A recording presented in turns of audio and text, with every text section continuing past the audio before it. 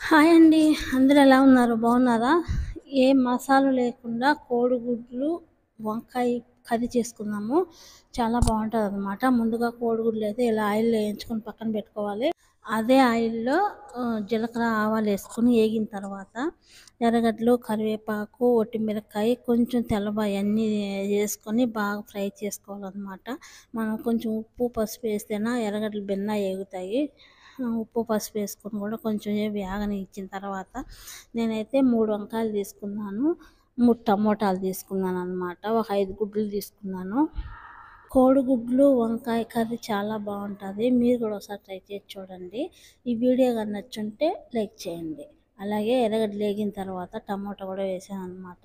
Tomato కూడా కొంచెం సేపు ఏగనిచ్చిన తర్వాత మిరప్పొడి కూడా వేసామంటే మంచిగా ఏగుతది.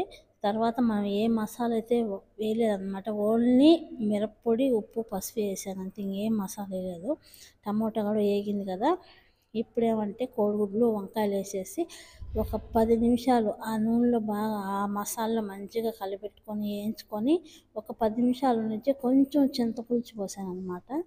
చింతపులుసు పోసేసి చూసారు కదా! ఈ మాదిరి వేయించుకున్న తర్వాతే మనకి ఎంత వాటర్ కావాలో అంత వాటరు చింతపులుసుతో సహా పోసేసాను. అట్టే కొత్తిమీర కూడా ఒకటే పది వేసేసాననమాట. కొత్తిమీర లాస్ట్‌లో దింపేటప్పుడు వేసుకుంటే ఏమంత అనిపియదనమాట. ఇప్పుడే వేసామంటే కూరలో బాగా ఉడికిపోతది. మంచిగా వాసన వస్తది. చాలా బావుంటది కూర. టేస్టీగా కూడా ఉంటదనమాట.